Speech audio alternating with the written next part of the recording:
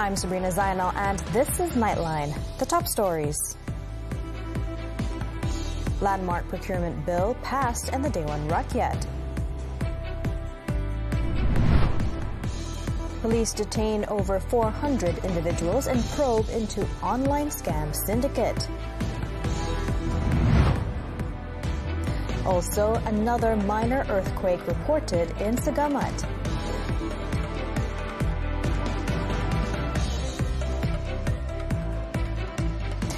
Good morning. We begin with this story.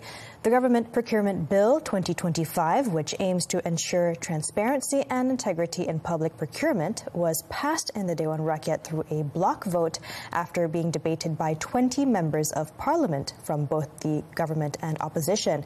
Prime Minister Datuk Seri Anwar Ibrahim described it as a crucial step towards ensuring every cent of public funds is spent prudently, transparently, and with integrity. The result was announced by Dewan Rakyat Speaker Tan Sri Johari Abdul. Ini ialah keputusan pengundian yang tidak hadir 32 orang, yang tidak mengundi seorang, yang tidak bersetuju 63, yang bersetuju 125. Earlier, opposition MPs had called for the second reading of the bill to be postponed, citing its late tabling and urging that it be referred to the Parliamentary Select Committee. However, Johari dismissed the calls, saying no such request had been made by the committee at the time of its first reading. When tabling the bill on Wednesday, the Prime Minister said the government was introducing another major reform with the bill, one that previous administrations did not dare or were unwilling to carry out. He added that the bill introduces punitive measures for non-compliance in procurement, with the finance minister not exempted from liability under the provisions of the law. Taking to his official social media later, the Prime Minister stressed that the drafting of the government procurement bill should not be seen as the end of reform efforts. Instead, he described it as the beginning of meaningful change to ensure that every ringgit of the nation's revenue is spent prudently, with integrity, in a way that elevates Malaysia's standing. At the Parliament lobby, the Prime Minister met with Opposition Leader Datuk Sri Hamzah Zainuddin and members of the opposition bloc to discuss proposed amendments to the bill. He emphasized that the views of the opposition are crucial in refining the legislation so that its implementation will be more comprehensive, inclusive, and truly serve the interests of the people.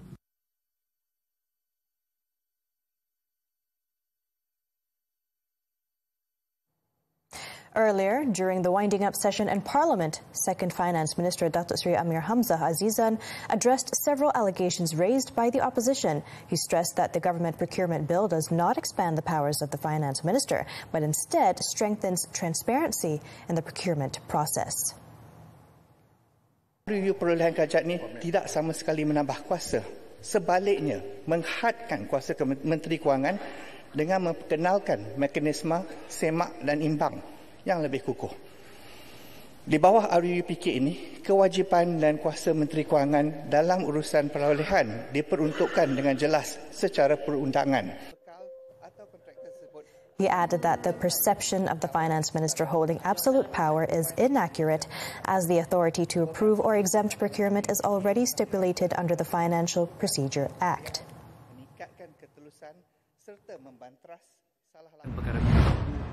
Meanwhile, the opposition's walkout from Parliament right after the voting result was announced was described by Communications Minister Datuk Fahmi Fadzil as a tactic to conceal their defeat after failing to block the bill at the second reading.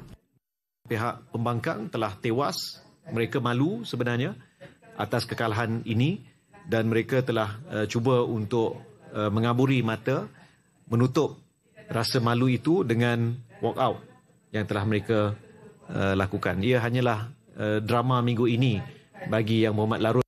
The procurement bill has been seen as likely to alarm and spark unease in corrupt politicians and government officials. This is because any complaint filed with the Government Procurement Appeals Tribunal will now be heard in open court, which is accessible to both the public and the media. Yang pakai kabel, katakan, dia dapat kontrak, yang pihak satu lagi yang kalah, dia akan challenge. Jadi apabila challenge akan dibawa ke tribunal. Tribunal itu dibuka secara transparent dengan laporan media dan sebagainya. Boleh menjadikan satu tindakan punitif untuk mengambil tindakan, ya, amalan-amalan Alibaba itu sendiri. Jadi ini adalah satu keberanian saya kira untuk kerajaan mengubah satu undang-undang. Undang-undang ini menyatakan sesiapa yang mendapat kontrak rank seeking atau untung atas angin tanpa membuat apa-apa kerja, dapat projek dan disampaikan kepada orang lain untuk melaksanakan, ia telah menjadi satu kesalahan. Alongside the landmark procurement bill, Malaysia has also made history for its gig economy workforce with the Dewan Rakyat passing the Gig Workers Bill 2025. The legislation designed to safeguard the welfare of over 1.2 million gig workers was passed by a majority voice vote. The bill, comprising 112 clauses, was tabled for its second reading by Human Resources Minister Stephen Sim and debated by 23 MPs from both government and opposition blocs. The vote came on the final day of the second meeting of the 15th Parliament. During his winding-up speech, Sim criticized the opposition for being unclear on the bill's content, accusing them of being distracted by technicalities instead of prioritizing protection for gig workers. Jadi saya rasa kita harus faham bahawa undang-undang ini adalah untuk memberi pembelaan kepada pekerja gig tetapi pada masa yang sama mengekalkan daya saing ekonomi negara. On the proposed Malaysian Gig Economy Commission, or SEGIM, Sim clarified that it does not conflict with the passage of the new bill, stressing that the two are separate matters. The Gig Workers Bill sets out clear definitions of gig work and lays down several key protections, such as workers' rights, contractual obligations, the creation of a gig workers' consultative council and tribunal, as well as safeguards on health, safety and social security.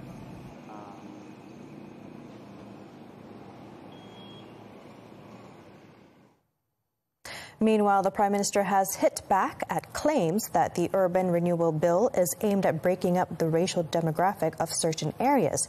He stressed that the bill in no way undermines the rights of the Malay community to reside in the affected areas, adding that it instead imposes stricter conditions for redevelopment. Jadi jangan kita buat nandaian ini strategi China untuk merampas hak Melayu. Saya tidak setuju. Saya bukan boneka. Saya duduk di sini dan saya terima duduk saya mandat mesti pertahankan kepentingan Melayu Bumi Putera. Anwar was speaking during Prime Minister's question time in the Dewan Rakyat on Thursday. He acknowledged that there may be some weaknesses in the bill, but stressed this should not be used as a reason to reject it outright. Instead, those opposing it should present alternative proposals for improvements. The Prime Minister also questioned the opposition's strong objections, pointing out that similar proposals have been raised when they were in power. Saya nak tanya 33 bulan, ada tak cadangan bangunkan rumah pos rendah? Dalam 3 bulan ada tak cadangan projek perumahan? Ada cadangan sebenarnya. Saya tengok menteri-menteri dulu ada kebukakan cadangan yang sama. Pembangunan semula bandar ada cadangan. Sekarang dia juga buat tunjuk perasaan menentang. Saya nak tahu dia mana satu ni. Ya. Kalau betul dia setuju, katalah ada beberapa kelemahan, betulkan kelemahan itu. Tapi jangan menentang. Now, in line with the recommendations of the Parliamentary Select Committee, the Urban Renewal Bill has been further refined with the threshold for consent raised to 80%.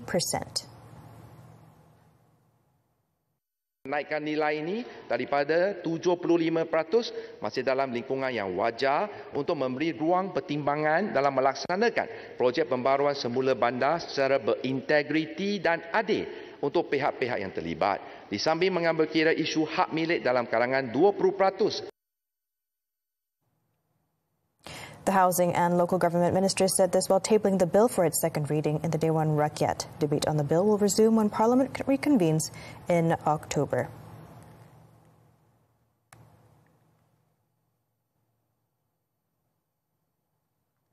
The inquest into the passing of Zara Khairina Mahathir will go ahead as planned, with 19 hearing days set for September in Kota Kinabalu. Sabah Court Director Azrina Aziz, who is also a coroner, stepped aside from presiding over the inquest, with another judge to take charge of proceedings. On Thursday, Azrina approved applications from councils representing Zara's family, giving them status as interested parties and access to all relevant case documents. One of the family's lawyers, Shahlan Jufri, told reporters outside the court that all reports, including the post-mortem, will be handed over to them on September 2nd, a day before the inquest is scheduled to begin. Inilah hari-hari yang dinantikan. Memang mau inquest ni daripada awal lagi. Bila permohonan tangguhan tu tidak dibenarkan, saya percaya Ibu Zara happy. The court also approved a similar application from the legal team representing the 5 teenagers linked to the bullying allegations. Coroner Azrina, however, rejected a third application filed by the defense counsel, which sought to postpone the inquest. As such, the inquest will proceed as scheduled, but will be handled by Coroner Amir Shah Amir Hassan, who will replace Azrina. When we ask for stay, not because we want to delay the inquest, we ask for stay because that's the process of the law. We are just exploiting the law. Currently, there are 2 parallel legal proceedings: the inquest, which is an open court investigation into her cause of death, and the separate bullying charges against the 5 schoolmates in the Kota Kinabalu Children's Court. The inquest is scheduled to be held over the course of a month from September 3rd. A dedicated online portal to handle complaints involving crimes against children is expected to be launched this year. The initiative is being set up in hopes that it will raise public awareness on the importance of protecting vulnerable groups. According to Law and Institutional Reform Minister Datuk Sri Azalina Othman Said, discussions are currently ongoing with the Legal Affairs Division, the Human Rights Commission of Malaysia, and the Child Services Office. The Child Commissioner's Office, bawa akta yang we did the pindaan, they are allowed to do promotion and also awareness program, education. So we want to do a lot more. So that's in the pipeline. We hope we can try to settle it soon. Azalina was speaking to reporters after officiating the 2025 National Legal Literacy Seminar in Bangi, Selangor. She added that the system will also allow victims of bullying to directly lodge complaints. On the move to tribunal under the proposed Anti-Bullying Act, the minister said the plan is currently under review by relevant stakeholders. Another minor earthquake was reported in Segamat, Johor, in what is the 4th incident so far this week. According to the Meteorological Department, the 2.5 magnitude quake occurred at around 7:56 p.m. It was recorded about 13 kilometers north of Segamat at a depth of 10 kilometers. In a post on social media, the department confirms that it is continuing to monitor the situation. The incident follows 2 tremors recorded on Sunday, a 4.1 magnitude earthquake at 6:13 a.m. and a 2.8 magnitude earthquake later at around 9 a.m. The tremors were felt in several parts of Johor, Negeri Sembilan, Malacca and Pahang, while on Wednesday, a 3.2 magnitude earthquake was detected in Segamat, with tremors felt in Johor and southern Pahang. Demi mempertahan prinsip, keberanian politik dan kesatuan serantau, memperkukuh ekosistem serantau yang inklusif, kemerdekaan dan kedaulatan. Bolehkah ASEAN pertahan hak negara kecil? Kupasannya dalam Soal Rakyat bersama tetamu Profesor Madya Dr. Muhammad Mahadi Ismail dan Profesor Dr. Muhammad Mizan Aslam.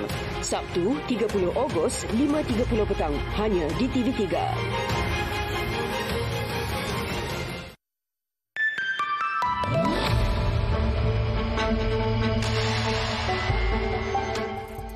Nearly 99% of the target to build 500,000 affordable housing units under the 12th Malaysia Plan has been achieved. The Prime Minister said more than 493,000 units have either been completed or are at various stages of construction as of June.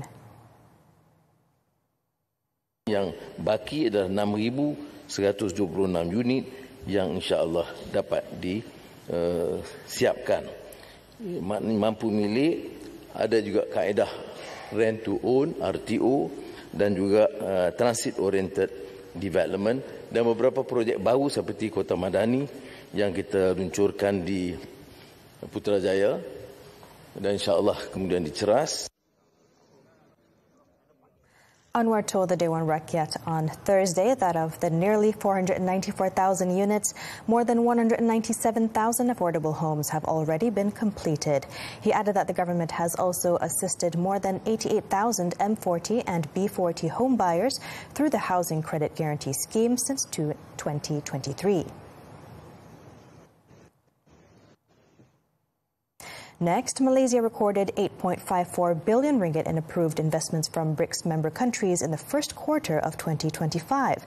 The performance is driven by strong investor interest from China, India, the United Arab Emirates, and South Africa. Now, according to the Investment, Trade and Industry Ministry, or MITI, 96% of the investments were in the manufacturing sector, creating nearly 4,000 job opportunities. The remainder involved the services sector, generating 2,800 jobs. The investments also reinforced investor confidence in Malaysia, highlighting strong potential in strategic sectors such as green technology, the digital economy, and infrastructure.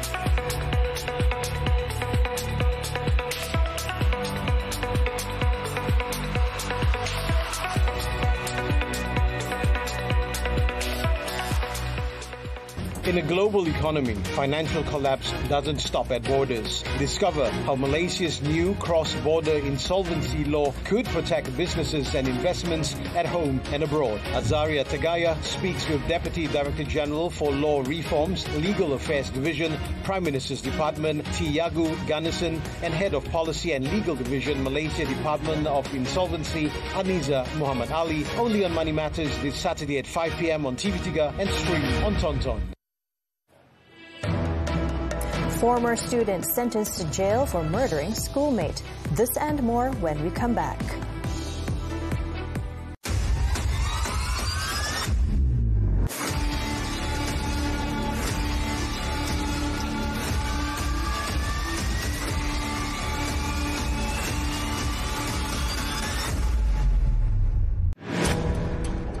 Kalau tak jumpa ghostnet tu sangat menakutkan sebenarnya. Ada risiko dia sebab skala besar. Memang akan ada punya ikan yang mati, penyu yang mati. Tak semua kita dapat selamatkan. Pendekatan dalam Didik TV ini saya lebih gemar penonton melihat kepada keadaan sebenar. Apa ni murid-murid? Didik TV ini telah banyak membantu saya terutamanya apabila di fasa-fasa akhir ingin menuju ke peperiksaan SPM.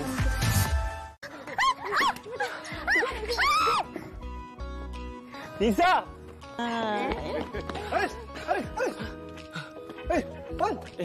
Korang nampak tak Lisa? Lisa kena baling telur dengan orang. Kena baling telur? Zaman sekarang, lelaki pun nak rasa princess treatment. Salah ke kalau lelaki pun nak dimanjakan? Uniknya Malaysia terdapat pelbagai jenis makanan. Nasi lemak, roti canai, dimsum, semua pun suka. Hidup dalam keluarga toksik pasti banyak dugaannya. Boleh ke kalau nak lari dari belenggu keluarga toksik? Bariatrik antara rawatan obesiti. Tapi boleh ke dilakukan sewenang-wenangnya? Santunilah pasanganmu. Kalau bukan awak, siapa lagi? Banyak lagi di WSH TV3. Dan boleh stream sekarang melalui Tonton. Cuba try test layan telefilm menarik sempena Hari Kebangsaan di TV3. Confirm syok. Epok 29 Ogos. Ayah dulu bercita-cita nak jadi pemain badminton yang terkenal. Selimut Merdeka 30 Ogos. Atuk sayang tengok bendera ni. Bebaskan anak kita 30 Ogos. Merdeka! Radio Atuk 31 Ogos. Kajuan radio aku. Ini barulah paling Malaysia bersama TV3. Thanks for staying with us. Federal police have arrested over 400 individuals to assist in investigations into an online scam syndicate. Kuala Lumpur Police Chief Datuk Fadil Marsus said the arrests involving both locals and foreign nationals were carried out on Tuesday. We still doing investigations. Tanggapan sejumlah yang begitu ramai. So, saya akan reveal dalam masa terdekat ataupun insyaAllah pihak PDRM akan buat satu special sidang media untuk isu ini. It was previously reported that police had crippled the country's largest online scam syndicate following a raid in Bangsar South. The operation targeted premises believed to house the syndicate's call center. A video which went viral on social media showed those detained being transported to a nearby police station in 7 patrol vehicles.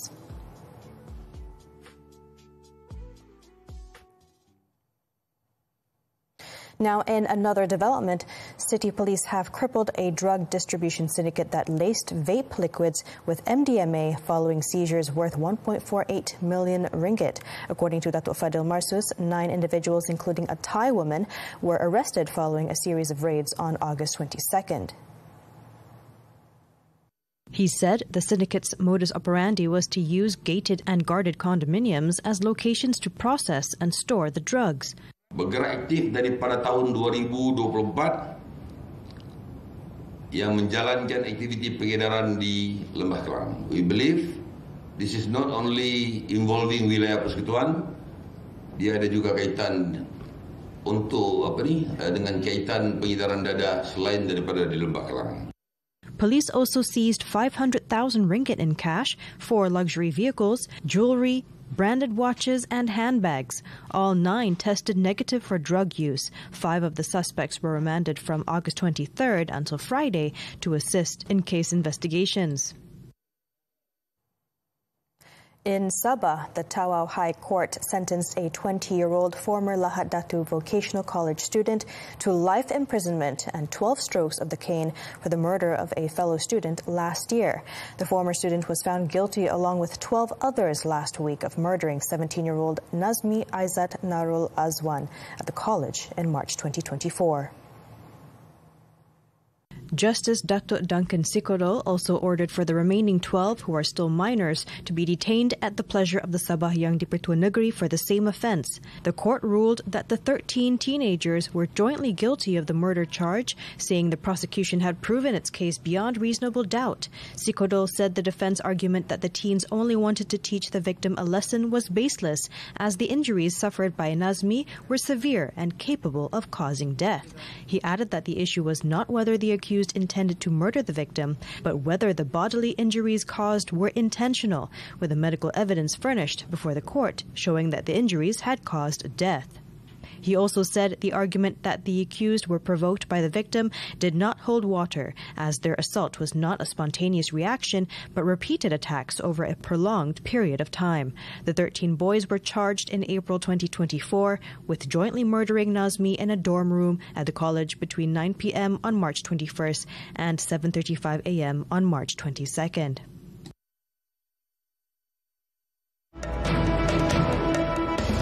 Jakarta unrest continues. The details when Nightline returns.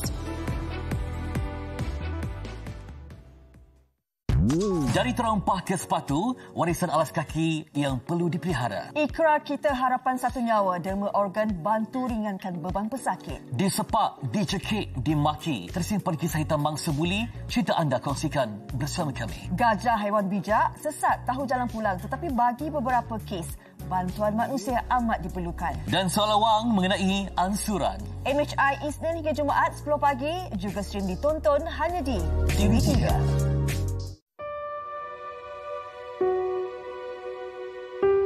Kadang senagi cuci darah pun, kadang buat motor pun, kadang tak ada minyak. Segi dari sini nak makan juga. Kadang orang tu bagi RM5 tengah salam tu kan. Ada orang bagi RM3. Itulah dia. Bantu tolong tanpa-tanpa. Kadang sampai rumah tu dia darah keluar macam pipe tu. Itu sudah selalu sampai sini macam tu darah.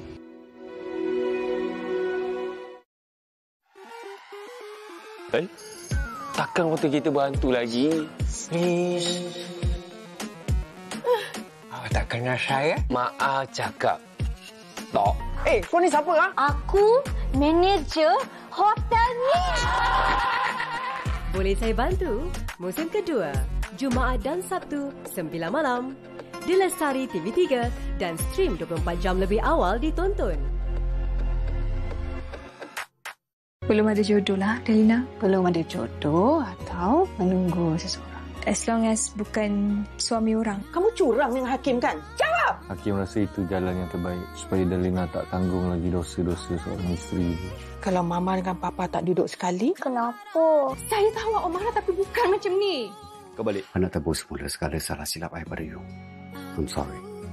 Setia itu mahal. Isnin hingga Jumaat 7 malam di Akasia TV3. We're back with the foreign front. The head of the United Nations World Food Programme warned on Thursday that famine-hit Gaza is at breaking point, calling for the urgent restoration of its network of 200 food distribution points. Executive Director Cindy McCain said this after visiting the besieged Palestinian territory, where Israel is pressing operations in its offensive against Hamas. Her comments come less than a week after the UN declared a famine in Gaza. Meanwhile, Israeli strikes across Gaza continued, resulting in the deaths of at least 24 people.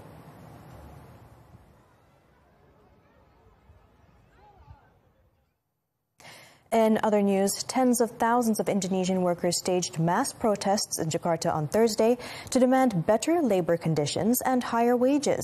The demonstrations, organized by the Indonesian Trade Union Confederation and the Labour Party, highlighted 6 key worker demands, including an end to outsourcing, rejection of low wages, and a halt of mass layoffs. Workers also called for a task force to address job cuts and for labor tax reforms, including raising the non-taxable income threshold and removing taxes on severance pay, holiday bonuses and retirement savings. Ahead of Thursday's rally, Jakarta police have deployed 4,531 personnel from the police, military and local agencies.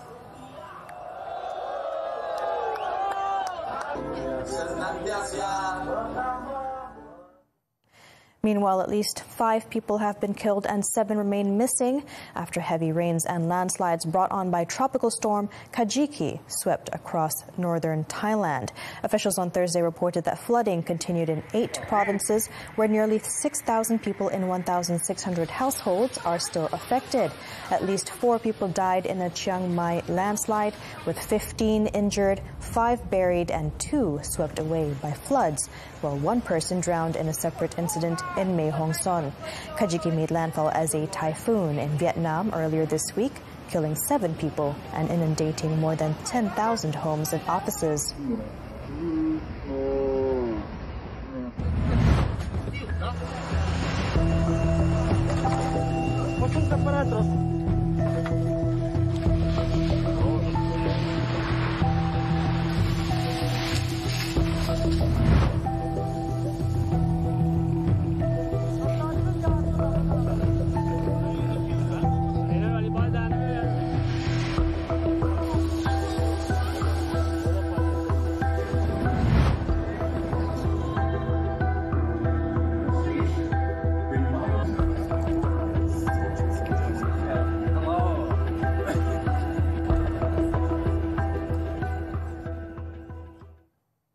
Sports now, badminton.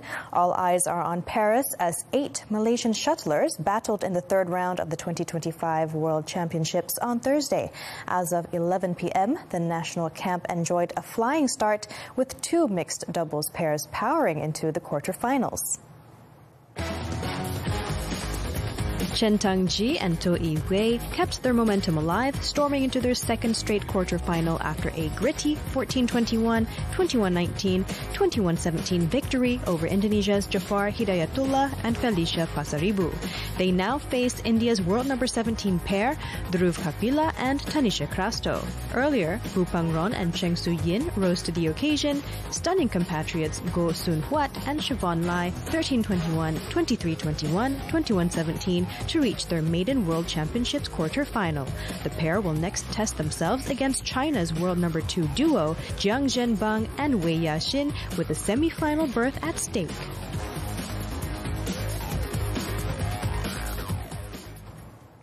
On to football now, the Super League. Johor Darul Takzim JDT continued their unbeaten run after cruising past Immigration 3-0 on Thursday. The Southern Tigers punished the home side just before halftime when John Irazabal netted their first goal in the 43rd minute at the Batukawan Stadium. Brazilian forward Jairo da Silva, who scored the solitary goal against Kuching last Sunday, added to Immigration's pain when he doubled JDT's lead in the 58th minute. The 11-time Super League winners then put the finishing touch on their performance as national player Joao Figueiredo made it 3 in the 77th minute. The victory keeps JDT firmly at the top of the table, collecting a maximum 12 points from 4 straight wins this season.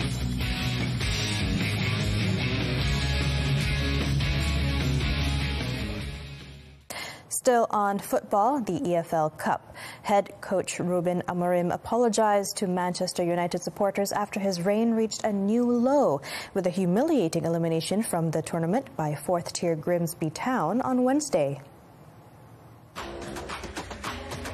In a cryptic post-match remark, the Portuguese coach said his players had spoken loudly on Wednesday about what they want, hinting they lacked the desire to face the League Two side. Earlier, United had briefly escaped defeat at Blundell Park when Harry Maguire's 89th-minute header forced a 2-2 draw after a dreadful first half left them trailing by 2 goals. But the Red Devils crashed out in a dramatic penalty shootout, losing 11-12 as new signing Brian Buemo, who had sparked the comeback, struck the crossbar. The League Cup exit leaves United's realistic hopes of silverware resting solely on the FA Cup.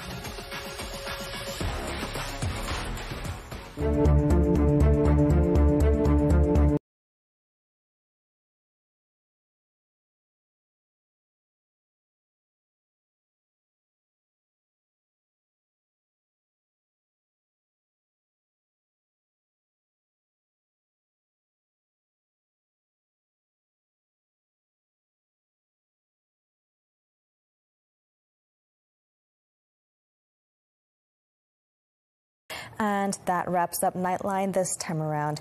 Before we go, let's take a look at the National Day celebrations in Seberang Alor, Kuala Perlis, where a boat rowing event united the community in patriotism as they waved the Jalur Gemilang. With that, I'm Sabrina Zainal. Thank you for watching and stay safe.